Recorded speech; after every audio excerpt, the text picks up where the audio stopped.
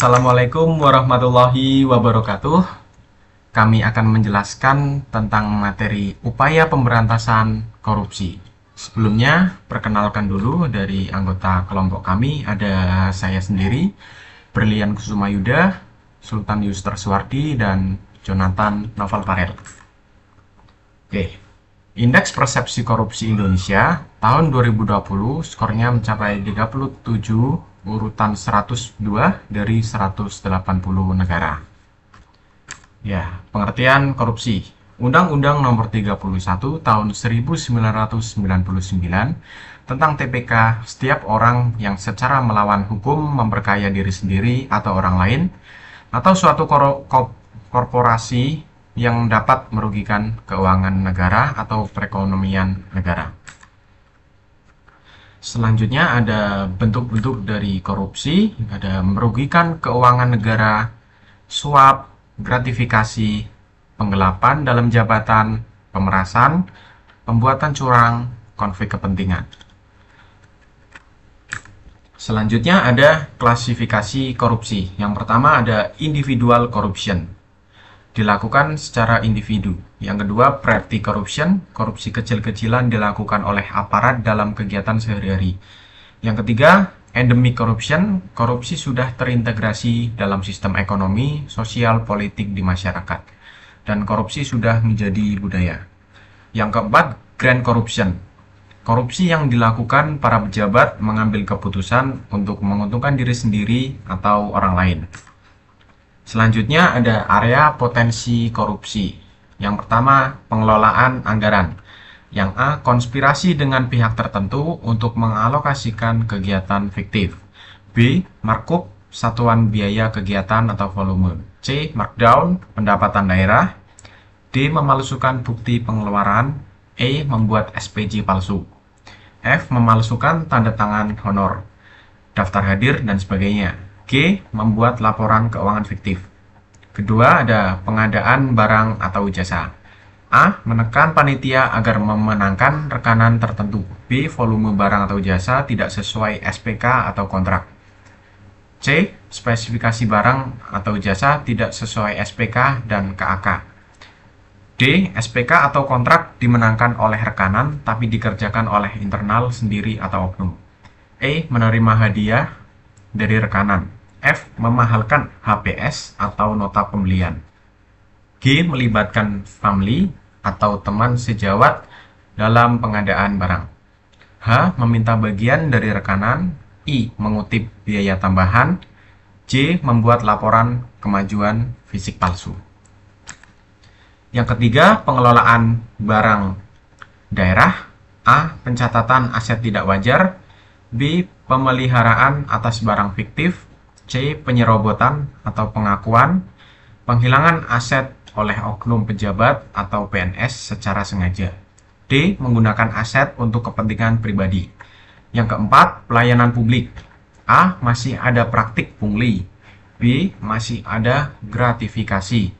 C, pelayanan tidak prima. D, perizinan yang tidak transparan. Oke, selanjutnya ada pelaku korupsi dari tahun 2004 sampai 2020, bisa dilihat semakin naik dan puncaknya ada di 2020, bisa dilihat yang swasta mencapai 324. Total 1268 profesi atau jabatan pelaku korupsi tahun 2024 sampai 2020. Oke, fakta korupsi di Indonesia berdasarkan latar belakang pendidikan. Hingga 2015, 86% pelaku tindak pidana korupsi yang ditangani oleh KPK adalah lulusan perguruan tinggi.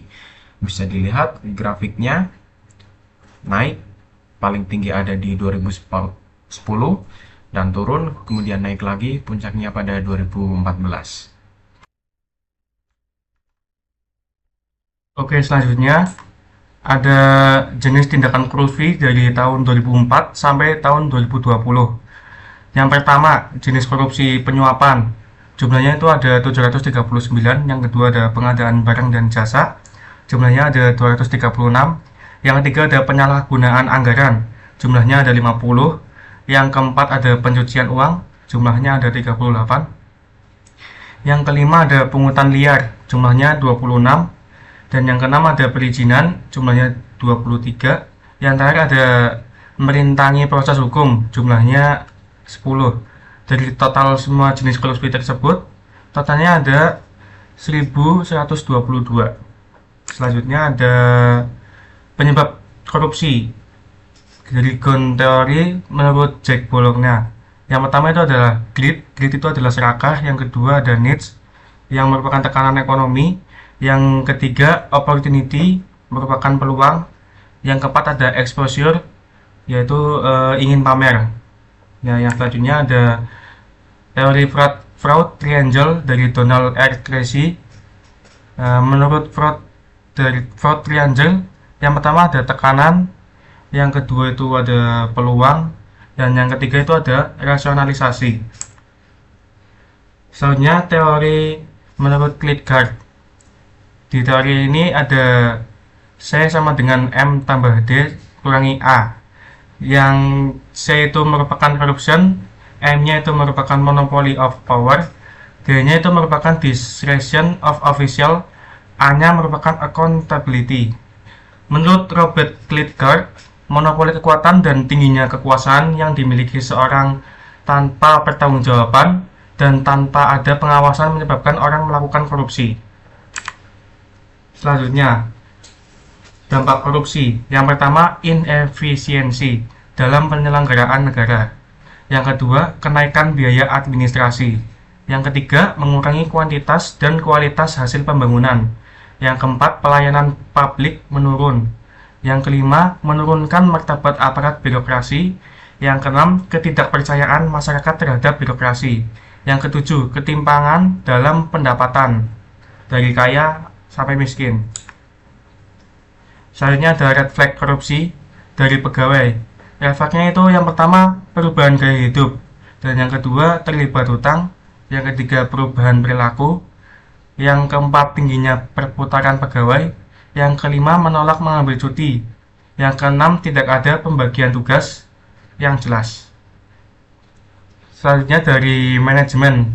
Yang pertama enggan memberi informasi pada auditor, yang kedua keputusan didominasi individu, yang ketiga lingkungan pengendalian lemah, yang keempat mempunyai saldo rekening tidak wajar, yang kelima transaksi besar di akhir tahun, yang keenam kontrak jasa konsultasi yang tidak ada hasilnya, yang ketujuh banyak dokumen hilang atau fotokopian tidak lengkap.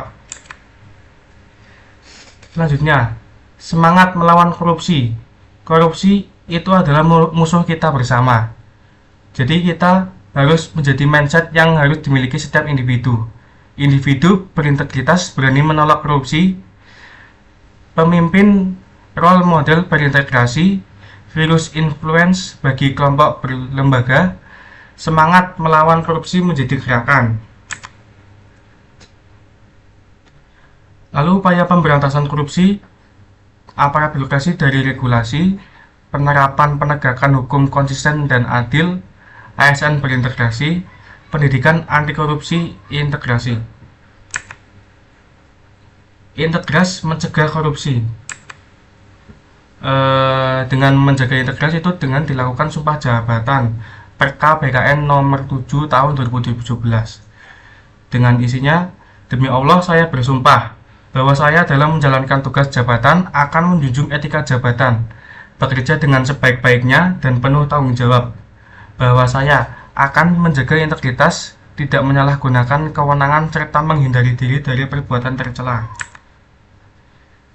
Suatu konsep berkaitan dengan konsistensi dalam tindakan-tindakan nilai-nilai, metode-metode, dan berbagai hal yang dihasilkan.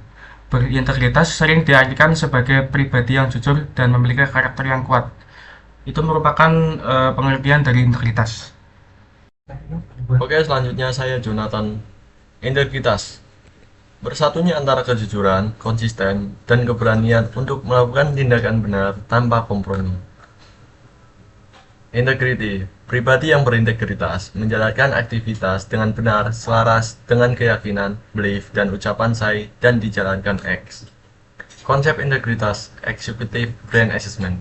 kejujuran, dimensi potensi integritas yang menunjukkan aspek komponen integritas pada kesadaran kebenaran dalam sikap kejujuran yang terdiri dari aspek empati dan tidak mudah untuk menuduh orang lain bersalah, lack of blame, dan rendah hati, humility.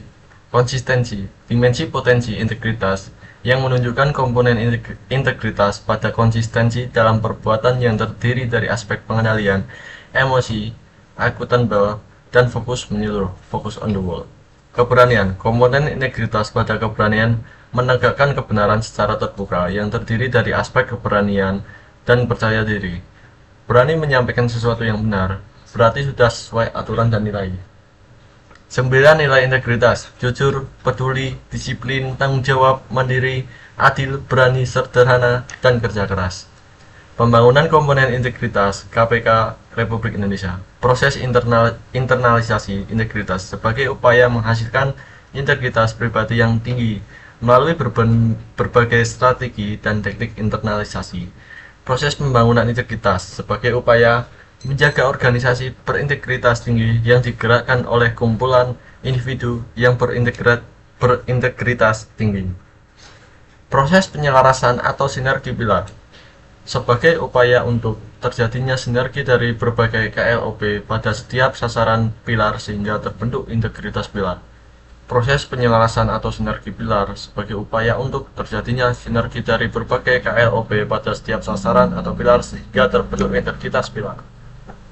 Konsep SIN, Sistem Integritas Nasional, Input, Proses, Output, Outcome, dan Impact. Tujuan nasional tercapai, kondisi nasional dengan korupsi yang terkendali. Integritas nasional, integritas pilar, integritas organisasi, dan integritas individu.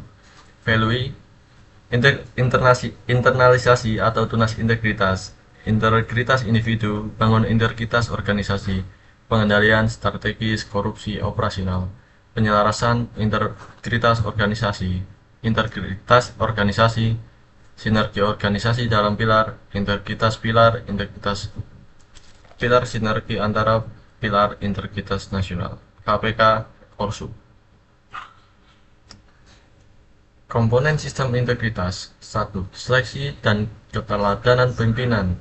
2. Kode etik dan kode perilaku. 3. Analisis risiko terhadap integritas. 4. Peran pengawasan internal. 5. Pengelolaan gratifikasi dan hadiah. 6. Revitalisasi pelaporan harta kekayaan. 7. Whistleblower System WBS. 8. Evaluasi eksternal integritas. 9. Post employment. 10. Pengungkapan isu dan uji integritas. 11. Sistem dan kebijakan SDM, rekrutmen, manajemen kinerja, pengembangan SDM. 12. Akuntabilitas keuangan dan kinerja. 13. Pengadaan dan kontrak barang atau jasa. 4. Keandalan SOP. 15. Keterbukaan informasi publik. 16. Pengelolaan aset. Semakin besar organisasi, maka semakin banyak komponen integritas yang diperlukan untuk mengontrol utilisasi kapasitas secara berintegritas, profesional, efektif, dan efisien. Peran penting integritas. 1. Integritas memegang peran penting bagi generasi muda untuk mewujudkan moral bangsa dan menciptakan pemimpin yang anti korupsi. Salah satu upaya ke depan untuk mencegah korupsi adalah menanamkan nilai-nilai integritas kepada generasi muda. 3. Sejak dini, integritas harus sudah dikenalkan baik dari keluarga, masyarakat, dan lingkungan sekolah atau kerja. Pendidikan atau praktik anti korupsi menghasilkan SN berintegritas. Hati-hati dalam berkata, dapat memegang perkataan, jujur dalam bekerja, taat pada aturan, siap bertanggung jawab. Mboten korupsi, mboten ngapusi. Los. Tips 4. No. No bribery, menolak suap. No kickback, menolak menerima fee dari rekaman. No gift, menolak menerima gratifikasi atau hadiah yang tidak patut atau tidak wajar. No luxurious hospitality, menolak fasilitas dinas yang terlalu mewah. Media informasi publik. Kutipan dari Ganjar Pranowo, selalu berusaha, tidak ada kata menyerah, rezeki selalu datang dari manapun. Gusti Allah mboten sare, Ganjar Pranowo. Cukup sekian dari presentasi kelompok kami. Pergi ke gunung melewati sabana. Ke gunung jangan sambat. Demikian presentasi kita, semoga bisa bermanfaat.